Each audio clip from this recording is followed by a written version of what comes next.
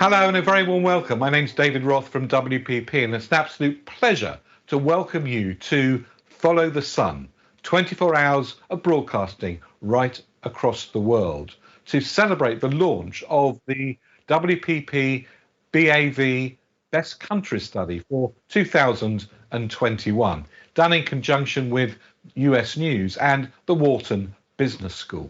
It's a pleasure to have you join us for this section.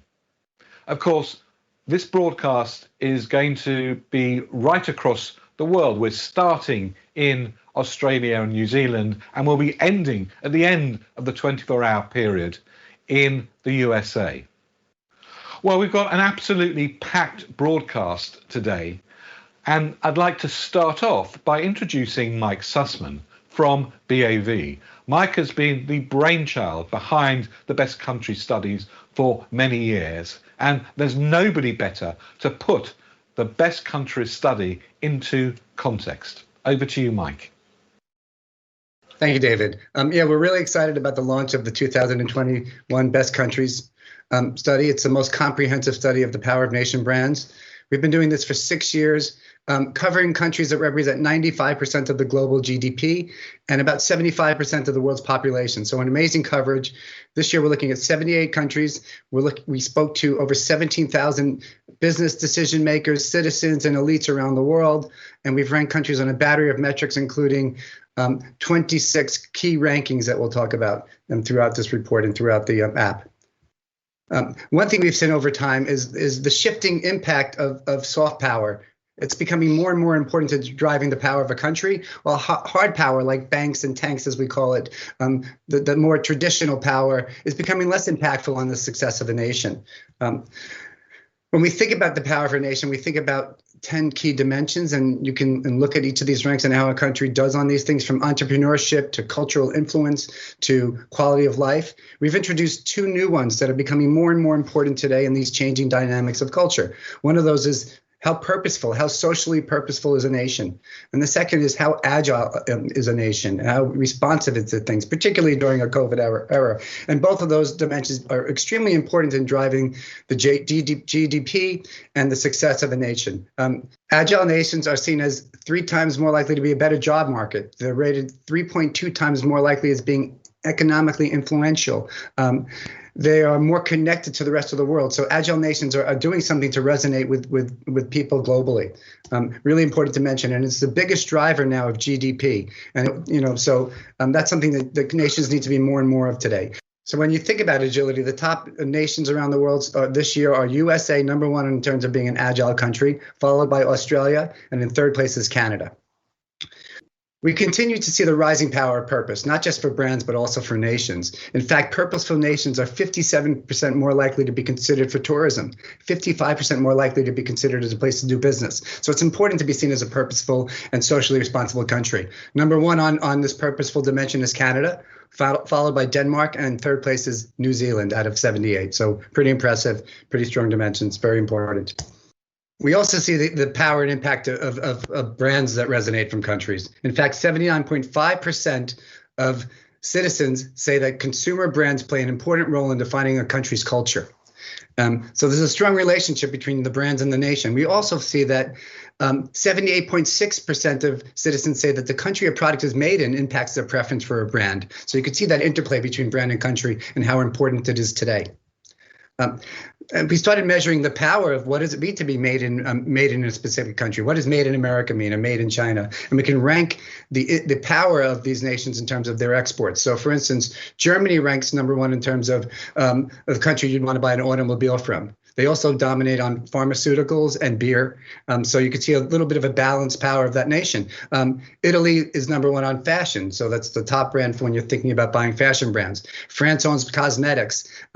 In terms of the best countries for real estate, Canada ranks number 1, followed by the United States and then France. So overall, again, you can see how the building blocks of a nation affect its overall ranking. And we're excited to share some more details with you. Back to you, David. Well, now it's time to get an overview of the key insights from the 2021 study on a global perspective. And who better to do that for us than Professor David Ribstein from Wharton University. Professor Ribstein has been our partner in this study since it started, and his unique understanding and unique perspective of countries, of brands, and what's driving GDP growth is unrivaled. So let's hear from David now. Hello, I'm Dave Reibstein. I'm a marketing professor at the Wharton School at the University of Pennsylvania. I've been involved with the Best Country Study since its inception. This year has been a different year. It's been a transformational year. There's been many things that have affected how we view countries and how we live our particular lives.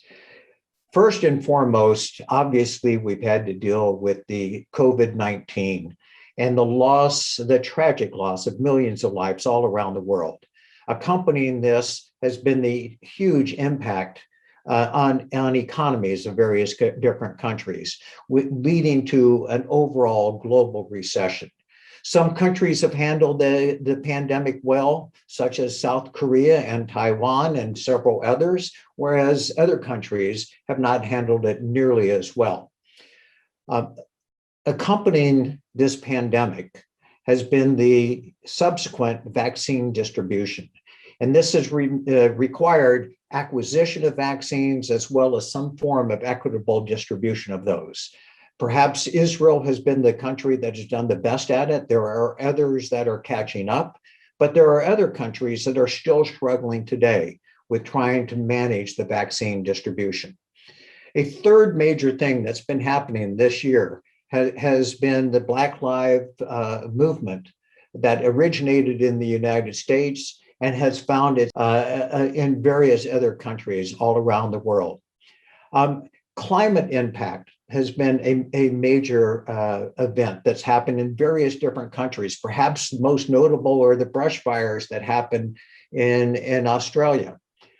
We've seen other events, such as the explosions that happened in the Beirut port, killing millions of lives. And of course, we could not ignore Brexit and the impact that's had on the British economy, as well as the economies of Europe. Many, many events have made this year an exceptional year. And it's part of what it is that we've all had to adjust to. Perhaps the greatest impact, of course, has been the pandemic. And what we have witnessed as individuals is we see that how we buy and where we shop, that's changed. How we work, many of us working from home, some of us not having jobs. So there's been a dramatic impact for individuals, where we eat and how we interact with family and friends, dramatically affected, and we've had to adapt. Businesses have had to adapt as well. And what they have had to do is how they connect with their customers has changed. Meetings have changed. The ability to have trade shows dramatically affected. The whole supply chain has been disrupted. And certain industries, such as the hospitality industries or the airline industry, have been dramatically affected, with sporting events being canceled throughout the world. So many, many industries have suffered as a result. And when I've talked to business leaders, almost inevitably, what it is that they tell me is they've needed to be agile. And it sort of is the buzzword that I hear from companies. But that's not restricted to just individuals and companies. Countries have had to adapt as well. And what it is that we have seen is we see, obviously, trying to get the healthcare systems up to speed and handling with this medical crisis that we've got. And getting medical supplies to the hospitals and to individuals has also been an issue. But trying to cope with the unemployment levels and trying to deal with that and supporting the local governments has been a major issue for countries all around the world. And what countries have had to do they've had to adapt as well. Well, we too at the Best Country Study have had to go through our own adaptations. We've added 13 new attributes that we use for evaluating countries, and we have taken one of the previous dimensions, that of citizenship, and we have morphed it into a dimension that we call social purpose. And what is social purpose? It has many of the dimensions that we had in citizenship, but it also includes dimensions such as human rights and racial equality and social justice and climate concern, that have all been attributes that now feed into the social purpose dimension. And we've added a new dimension.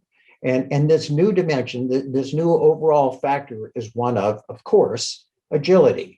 And what is it that we have feeding into agility? Our perceptions of countries in terms of their adaptability and in terms of responsiveness and how progressive they are and how modern they happen to be and how dynamic they are, all feed into this agility dimension.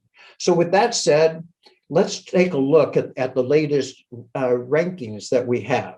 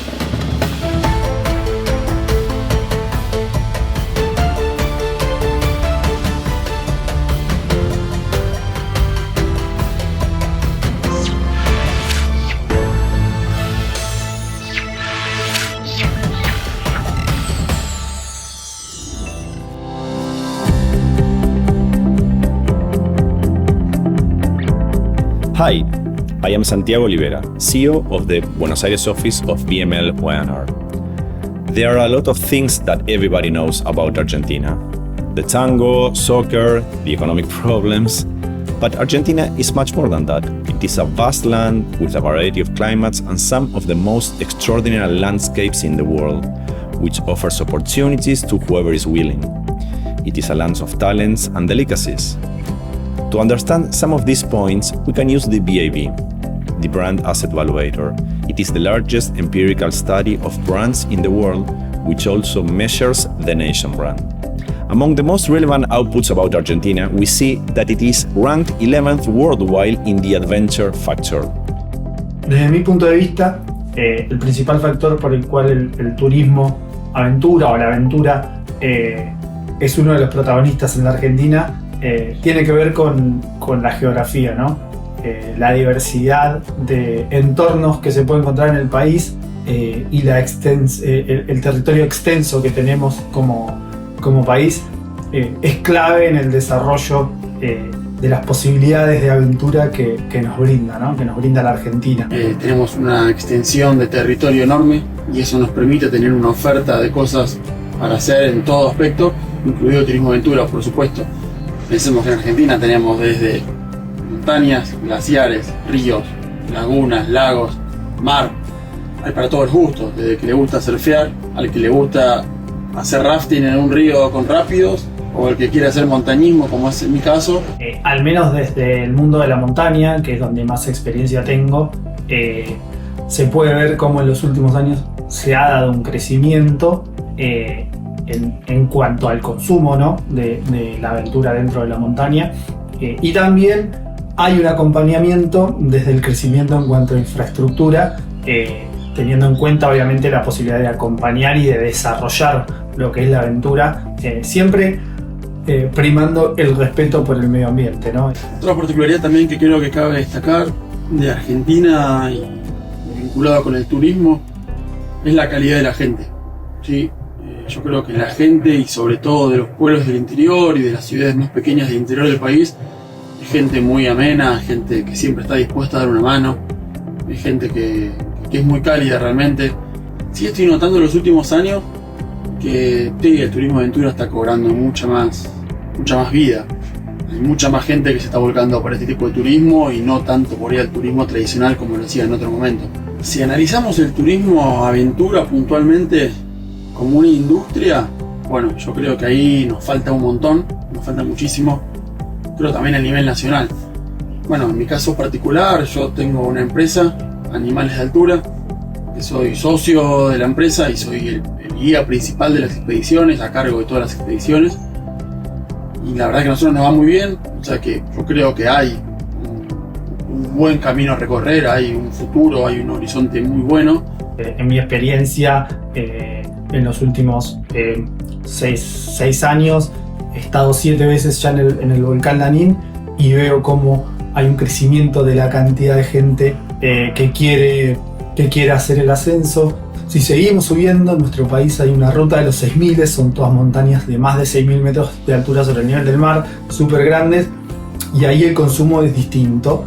Obviamente cuanto más al norte, un poco menos de infraestructura también encontramos, todo se hace un poco más agreste, entonces el público se vuelve más específico de montañistas que van ahí a encontrar nuevos desafíos y nuevas aventuras. Hay un montón de lugares y de recursos naturales que están buenísimos, que uno, si no se acerca por ahí por otro motivo o con otro objetivo, desconoce y que realmente podrían ser de gran ayuda para promover el país interna y externamente como destino de nuevas aventuras y destino turístico.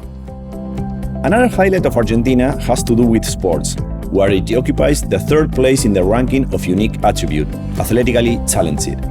Although we know about past and current icons, we know all over the world in different disciplines, we contacted specialists in current affairs to understand Argentina's relationship with sport, which leads to such good outcomes. La Argentina es un país tradicionalmente muy futbolero. El fútbol fue traído por los inmigrantes europeos. Entonces es un deporte que no se requiere mucha inversión para jugarlo. Esto hace que sea popular, que sea masivo.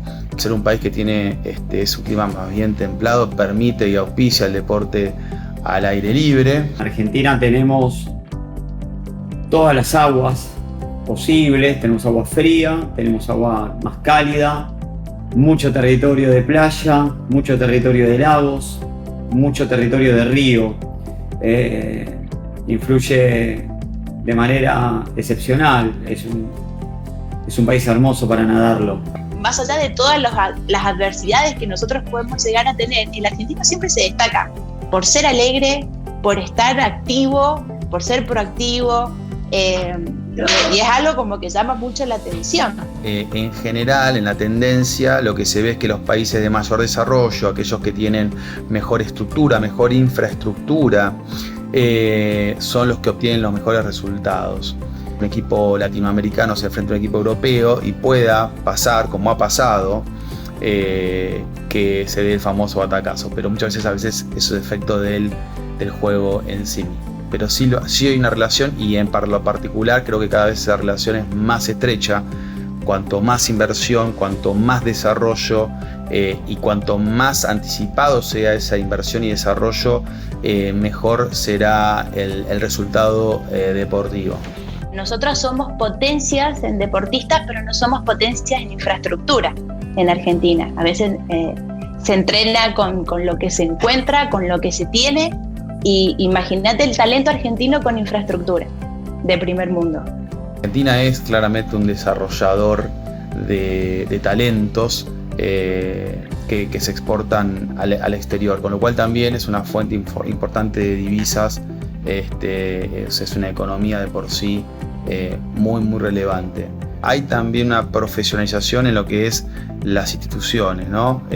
Cómo se administran las instituciones a los efectos de que puedan estar organizadas, que puedan ser instituciones solventes.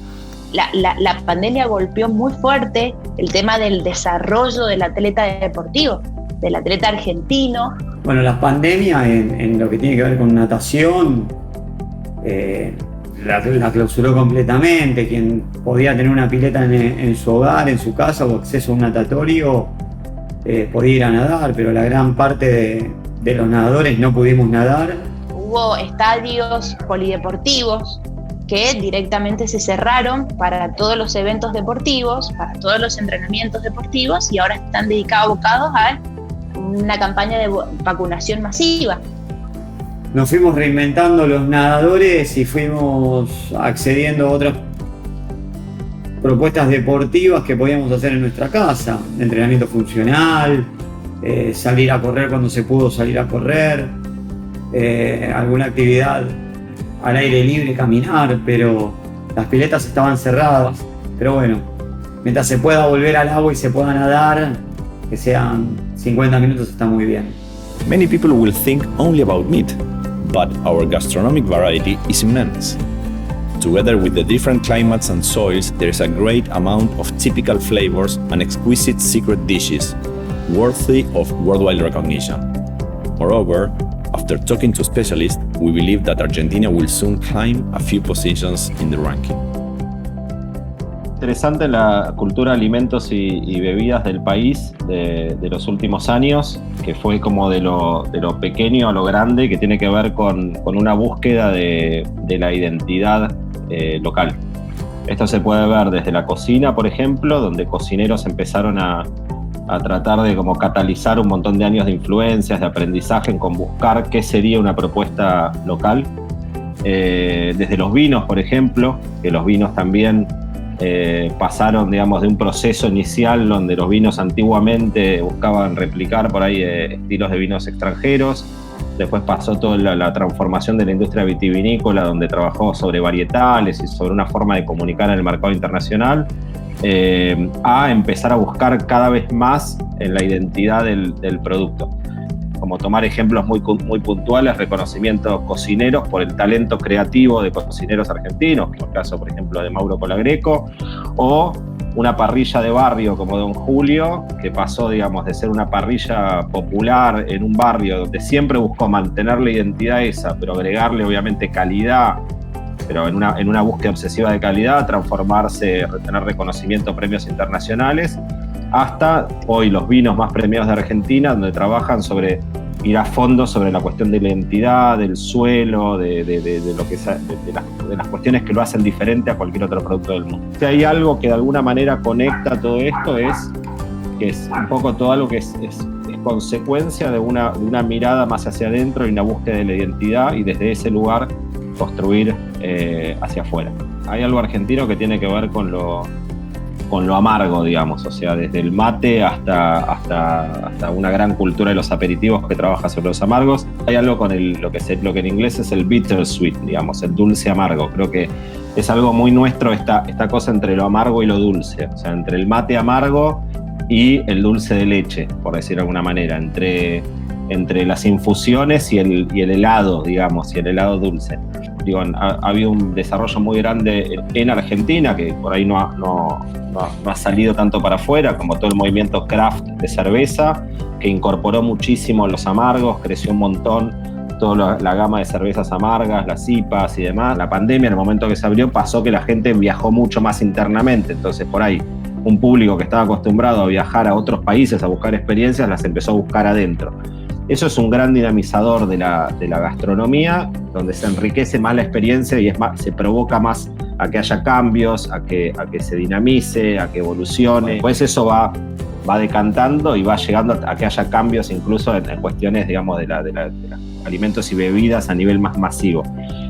Mendoza, por ejemplo, es una ciudad, una provincia en general, digamos, de la industria del vino, es una industria muy grande, muy importante, que ha dinamizado la gastronomía, el turismo, la Patagonia también, y después provincias que tienen en sí un poder grande, como puede ser Córdoba, de intentar salvar, digamos, y consolidar lo que se hizo en estos años. Creo que si se logra eso sería muy bueno, y yo creo que están las condiciones, digamos, para que eso suceda. Gente joven, mucha gente joven con proyectos que buscan hacerlo sustentables, que trabajan en parte con identidad, con calidad, con hacer cosas que también se puedan mostrar al mundo, desde una creación, desde el talento personal hasta productos, desde un vino, desde una propuesta gastronómica, desde una bebida diferente. Creo que Argentina tiene la capacidad de hacer un montón de cosas de calidad, originales, y que puedan salir al mundo, pero no solo al mundo como una forma de comerciar nada más, sino que una vez que eso sale al mundo, también cuenta sobre Argentina, cuenta sobre nuestros productos, cuenta sobre nuestros talentos, y eso vuelve también en el interés del mundo por Argentina, y eso vuelve en turismo, y eso vuelve en un montón de cosas que creo que pueden enriquecer mucho al país. Much is said in the world and even at home about Argentina's economic difficulties. However, these difficulties have forged a society known for its resilience, its taste for work, and the possibility of finding opportunities for development in the most diverse ways possible. Again, the vast territory and the variety of natural resources are fertile land for potential investments and development of new businesses. All this supported by a society with a great work culture. Lo que hay que entender es que este es un país cultural y económicamente muy cíclico, donde los procesos pueden cambiar muy rápido. Argentina ha tenido ciclos muy buenos en inversión extranjera y ha tenido también momentos a lo largo de su historia de aversión al país por parte de quienes la miraban desde afuera. Ha sido capaz de generar muy buenos negocios para muchas compañías y también ha generado muchos problemas para muchas compañías. Donde algunos no se animan, otros se animan y tienen buenos resultados. Hay factores que tiene Argentina que son los que en un punto dan la posibilidad de seguir generando distintas actividades. Argentina tiene sobre todo dos cosas: recursos naturales y recursos humanos. Entonces, esas dos variables no se encuentran en todos los países, y yo creo que eso es algo que hay que valorar que tenemos en nuestro país. Hay varias industrias que tienen mucho potencial de crecimiento y de inversión, que son las industrias energéticas, de manufactura, ¿sí? Alimentos y bebidas, electrodomésticos, automotriz, pero también la relacionada con el campo, el sector agrícola ganadero es un sector muy fuerte para Argentina, y actualmente con la fuerte demanda que tenemos de China se genera una oportunidad grande para la industria agroexportadora de Argentina. Pero también hay todo un mundo por recorrer de lo que es la generación de las tecnologías del conocimiento. No hay que olvidar que es un país con el 45% de su población de clase media, es decir, con un nivel educativo alto, histórico. Argentina supo tener más clase media que la que tiene hoy, por supuesto, pero de todas maneras mantiene un stock y un capital intelectual que termina resultando muy atractivo para sectores como el de la industria del software, el de las industrias creativas, todas aquellas en las cuales interviene el talento. A los costos en dólares que hoy tiene Argentina, que son bajos, esa oportunidad termina, o ese talento termina siendo una oportunidad para generar back office de productos de exportación o servicios de exportación de calidad global, así que creemos que en ese sector hay una oportunidad muy interesante. Acá hay un buen management y hay un management bueno en el sentido de que sabe sortear las realidades de la Argentina, sabe convivir con la Argentina, que no es menor, porque nosotros estamos acostumbrados a convivir con el plan B, como dije antes. Nosotros estamos siempre desarrollando alternativas a la situación propuesta. La pandemia nos demostró que hay que ser flexible en todo sentido. El consumidor exige una flexibilidad. Creo que hay una transición en el modelo de empresas que cada vez se va acelerando y que eso creo que ese punto nos va a convenir. O sea, a nivel país creo que vamos a salir favorecidos ahí porque la realidad es que somos expertos en cambios, somos expertos en dinámica, somos expertos en sortear vallas y rápidamente salir de un negocio a otro, entrar y encontrar oportunidades. Me parece que ese es otro gran valor que tiene la Argentina para las inversiones. Thanks to all of our guests who shared their opinions with us and gave us invaluable ideas. And to you that stay with us until the end. Beyond any data, it is clear that Argentina is much more than landscapes, food, and sports achievements. Much more than an adventure land. It is a country that seeks and gives opportunities and is full of treasures to be discovered. Nos vemos en Argentina.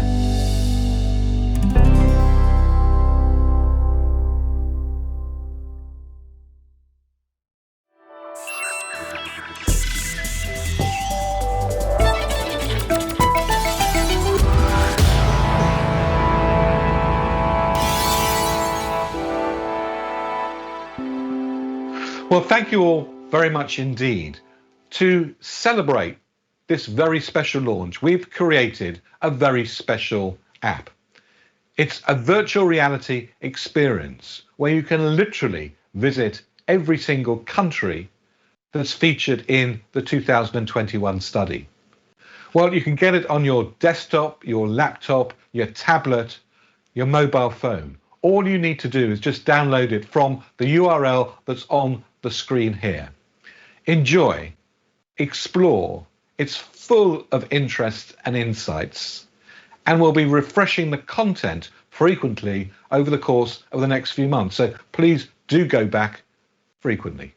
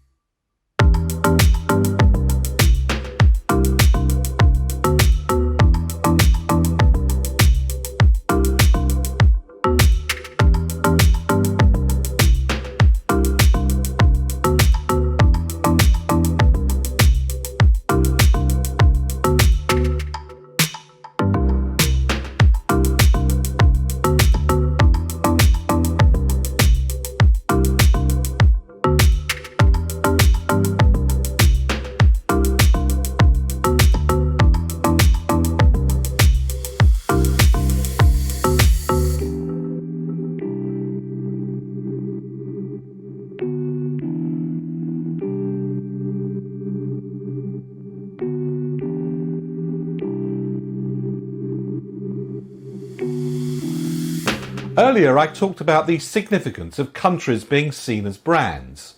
This is being increasingly realised right across the world, not just by business leaders, but by governments at the most senior of levels.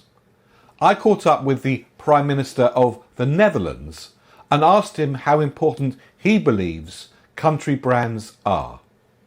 Mr. Prime Minister, what contribution do you think that retailing makes to the economy and society in general? So many. I mean, it is the biggest employer in the Netherlands. 900,000 people are somehow connected to the retail sector, so it is huge in its economic impact. That means that many people, in many cases young people, start their working life experiences in the retail sector. It is also a place where you can learn how to be more entrepreneurial and how to start your own business. It is a sector in our economy which is very much focused on innovation and disruptive innovation. It is very much connected to the modern economy, to the internet, to online shopping. So there are so many positives. And it's also a place where people come together. It's also a sort of community place. In some of the stores, people drink a cup of coffee, meet friends, and then buy some stuff. So it has many, many impacts on society. Mr. Prime Minister, you had a fantastic career at Unilever. You obviously know brands very well. Do you think country brands are as important as product brands? Oh, they're crucial. And what I found in this job is that the brand of Amsterdam, the brand of the Netherlands, the brand of Eindhoven, or the whole commercial area around cities like Zwolle and Amersfoort are crucial for our international standing. And the fact that you can bike to school as a child, that it's relatively safe here, that there are so many possibilities when you like sports or culture. And I really learned to brand that much more than we did already. One last question, Mr. Prime Minister. What advice would you give retailers today who are under a lot of pressure, under a lot of stress? Everything's changing very fast. Yeah, but still, at the same time, you are in a fascinating sector. So enjoy what you are doing. We live only once. This is the real thing. This is not the. So you have to make the best of it. And there are so many opportunities for good salespeople, for good businessmen and women, to make use of all those opportunities which are out there. And do realize that you play a very important part in societies. You are really part of society. Mr. Prime Minister, thank you very much indeed. Thank you very much. Thank you. Bye-bye. Okay, bye-bye. Bye-bye. Wow, I can't believe it. We've come to the end of our broadcast. We're almost out of time. I'd like to thank everybody who participated in today's broadcast. And just to remind you again, please do download the app and enjoy going virtually into every single one of our countries in this year's 2021 Best Countries Study. So from me, David Roth, thank you very much indeed. And Mike, thank you very much indeed as well. My pleasure. Feel free to reach out if you have any questions. Thank you. Well, have a great rest of the day. Thank you very much indeed for joining us. We really appreciate it.